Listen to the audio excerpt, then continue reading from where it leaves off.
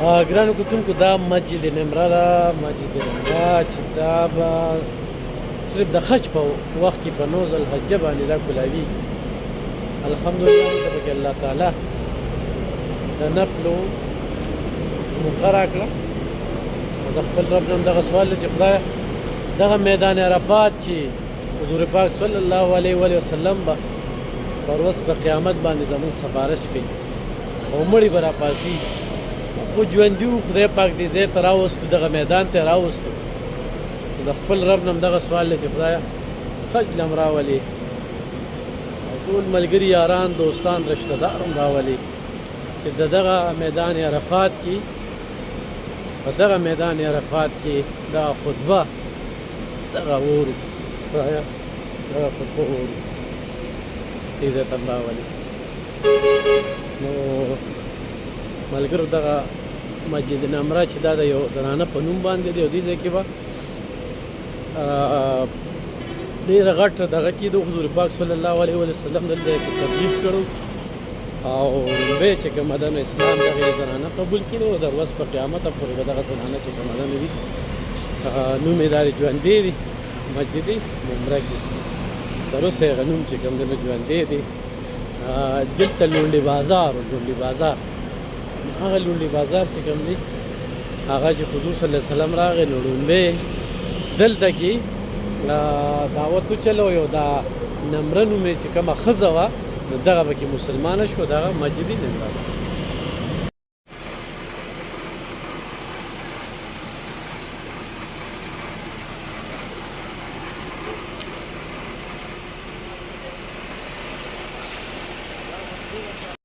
ګرانو کتونکو دا تاسو د بوتکې وینئ که نه، دلته د آدم علیه السلام او د بیبي حوا میلاب شو او د دې نه پس بیا دنیا شروع شوه او نسل پیدا شو او مسلمانان او بیا دا ټوله دنیا دا دې ته وګوره دا دې په دې څنګ کې چې کوم دی دا یو پروت دا ځای دی ښه حضور پاک صلی الله علیه وسلم ډېره اوږده دعا وغوښتې وه، خطبه یې کړې وه او د هغې نه پس چې د چا کوم طرف ته مخ و هغه طرف ته روان او تبلیغ یې شو.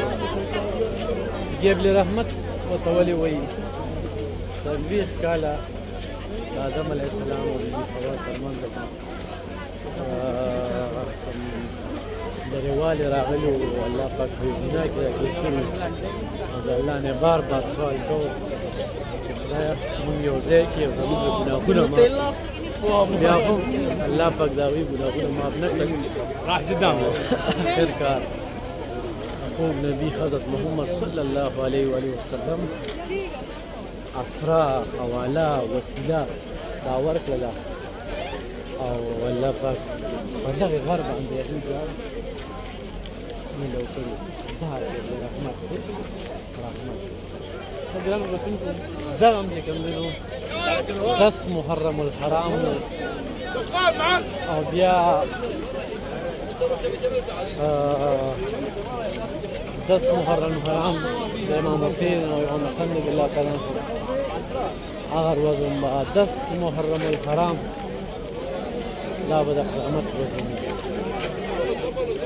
او 10 محرم الحرام حوالې سره ډېر داسې واقعات چې په دغه ورځو کې راغلي دا جبل رحمت کې دې کې الله پاک سوالونه قبلوي او بم چې کوم دی نو دې طرف ته روان دي. دغه جبل رحمت کې تاسو ګورئ خلک علم روان دي. موږ دې نه مخکې مسجد نمره ته لاړو او مسجد نمره هلته اجازت اخلي حکومت نه، داسې دې نه پرېږدي. په کوم څومره تعداد کې چې دلته خلک دي هلته کې په دومره تعداد کې خلکو ته اجازت نو ورکړل شوی نه. الحمدلله موږ هلته کې لاړو او هلته کې موږ ورکاتونه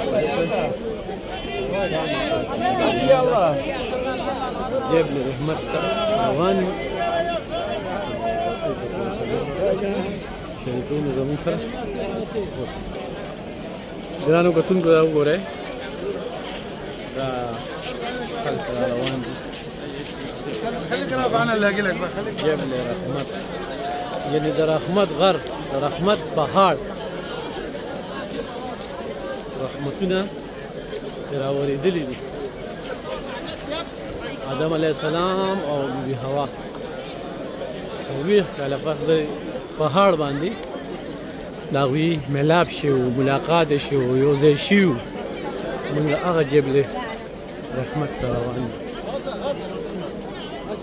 دا پهاړ دا هلته څوک پوهېږي څوک راهېږي موږ هم ورروان یو او ورهېږو دغه زیارت تاسو سره د ویډیو له لارې هم کوو الله پاک دې د زموږ ټول سوالونه قبول کړي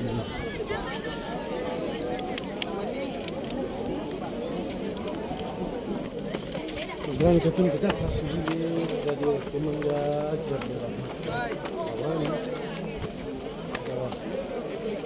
او د لارې تاسو وینئ دلته 10 محرم الحرام باندې چې تاسو زه دعا وکړې وه جذبه یې ورکړې وه د اسلام ټوله دنیا کې د اسلام پرچار د دې ځای بیا روان شو چې دلته چې کوم خلک وو هغه ټیم کې مسلمانان صحابه ټول صحابه په ټوله دنیا کې خپاره شو او نن خو تاسو وینئ صحابه بای او بل بل داسې ډېر وینئ چې دا دا جبل رحمت چې دلته تاسو نه پټ راوړی تاسو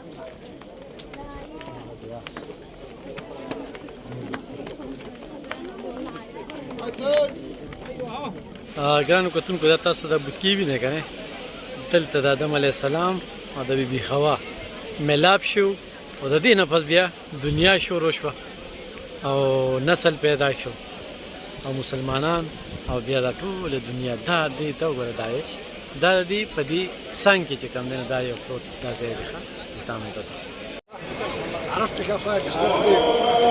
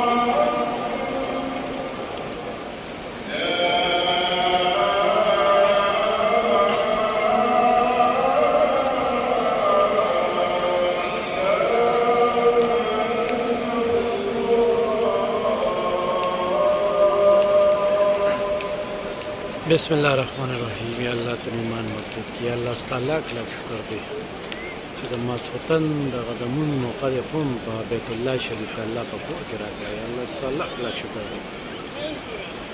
هغه ټولو ملګرو دپاره دعاګوی یم خدایه چې دغه طلب کوي، دغه خواهش لري او دغه دعاګانو اپیل یې کړی دی خدایه د خپل کور ته یې راولي او د خپل کور دا نظارې ورته وښایي او دا په لکو مخلوق چې د مختلف ملکونو را روان دي او د الله پاک وحدانیت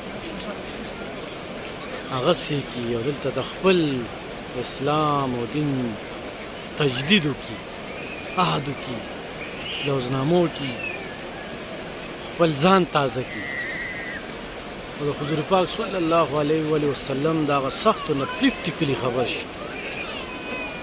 نو الله پاک غیبي د ملګرو امداد وکړي او یقینا دا په پیسو نه ده، ګینې ما ډېرو غټو غټو پیسو والا خلک ولیدل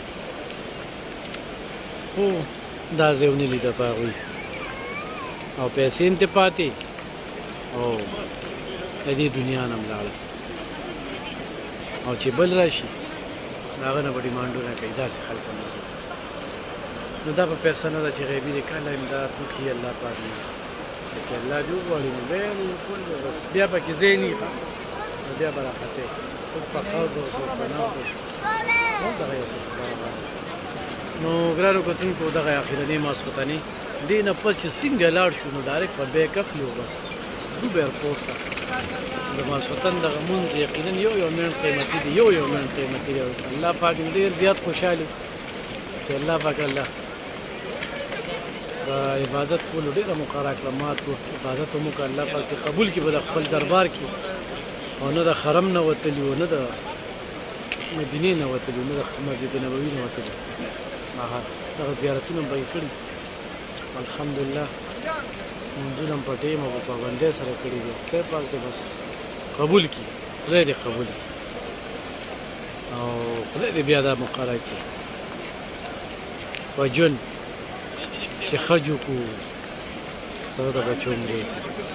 ګرانو کتونکو الوداع الوداع الوداع. دعاګانو کې ما هم یاد ساتئ، زما په دعاګانو کې ټولې د یو نوي عهد د یو نوي سوګند سره انشاءالله د خپل مستقبل د کار آغاز کوو. د مظلوم غریب بې بسه بې وسه بې کسه بې سوکه د الله نه هم دغه سوال دی چې خدایه د خیر کار را نه واخلي، بې لالچې را نه واخلي چې نه را باندې د چې احسان یو نه مې په چې احسان یي او مه مې خدایه د چا محتاجه کې او خدایه دا په ما ډېر لوی احسان کړی دی. یا الله دوی په بدله کې رانه د ولس خدمت واخلي واخلي. اللهم ربنا آتنا في الدنيا حسنة وفي الآخرة حسنة وقنا عذاب النار. الوداع.